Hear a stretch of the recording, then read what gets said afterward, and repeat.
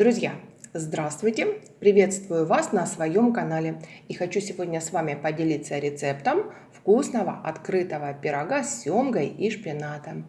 В принципе, этот пирог можно готовить с любой начинкой, использовать любую свежую рыбу и зелень. Готовьте из того, что найдете в своем холодильнике.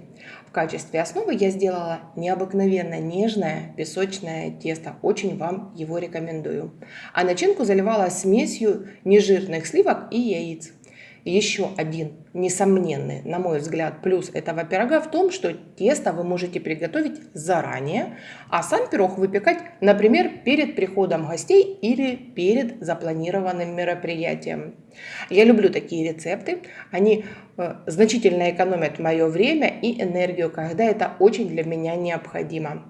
Смотрите, сохраняйте рецепт, а ингредиенты я, как всегда, продублирую под видео. Тесто готовится очень просто. В первую очередь я соединяю молоко, желток, соль и сахарную пудру. 4 грамма соли или сахарной пудры – это примерно чайная ложка без горки. Все соединила и перемешиваю. Далее мне надо соединить муку и холодное сливочное масло. Это, конечно, можно сделать при помощи терки, натирая масло и пересыпая его мукой.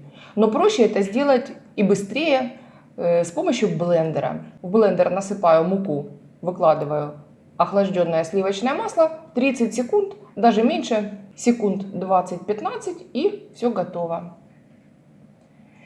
Перед использованием не забудьте в обязательном порядке просеять муку через сито. А так выглядит мука, перетертая со сливочным маслом.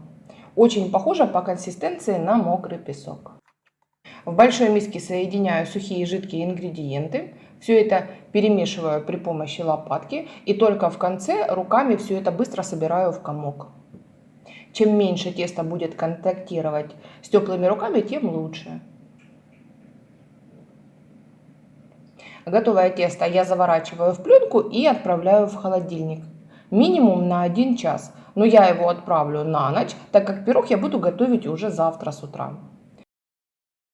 Ну а для информации, такое тесто вы можете приготовить заранее и хранить в морозильнике хоть месяц до приготовления пирога, что я считаю очень удобным.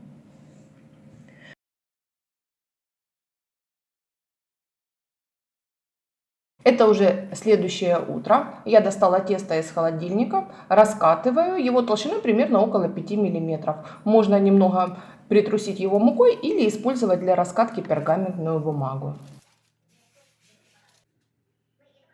Стенки формы диаметром 26 см я смазала сливочным маслом.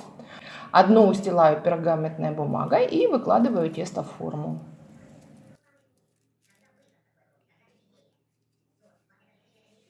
Как вы сами видите, тесто ведет себя очень хорошо, оно не крошится и не ломается. Я срезаю лишнее тесто и фигурно защипываю края. Накалываю тесто вилкой, чтобы при выпекании оно не поднималось, и отправляю в морозильную камеру примерно на 20 минут, чтобы оно как можно сильнее охладилось. Через 20 минут я достала тесто из морозильной камеры, прикрываю тесто пергаментной бумагой, заполняю его горохом, можно заполнить рисом или фасолью и отправляю в духовку выпекаться минут на 20 при температуре 180 градусов до появления легкого румянца на тесте. Для начинки я буду использовать молодой шпинат, нежирные сливки, свежую семгу, здесь всего 150 грамм на весь пирог, зеленые маслины без косточки, моцареллу, а также мне понадобится соль, горчица, сушеный чеснок, щепотка тертого пармезана и яйца.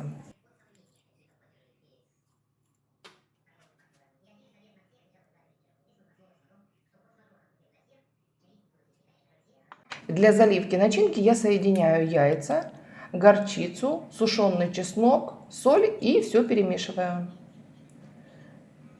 Добавляю сливки и снова перемешиваю до полного соединения ингредиентов. Для заливки можно использовать как сливки, так и молоко.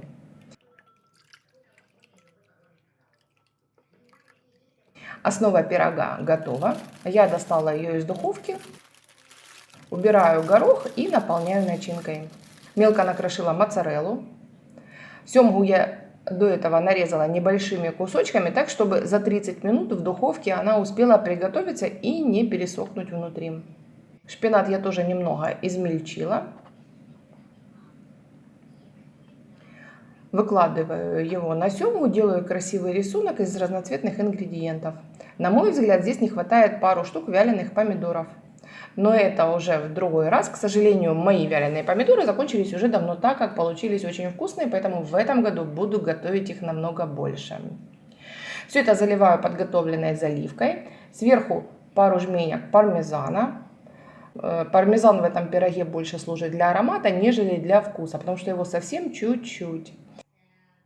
Накрываю пирог фольгой и отправляю в духовку минут на 30 до полной стабилизации начинки. После приготовления обязательно дайте пирогу полностью остыть и подавайте к столу. А также будьте готовы к тому, что у вас будут просить как добавку, так и рецепт этого пирога. Хорошего вам всем дня, будьте здоровы, готовьте легко и с удовольствием.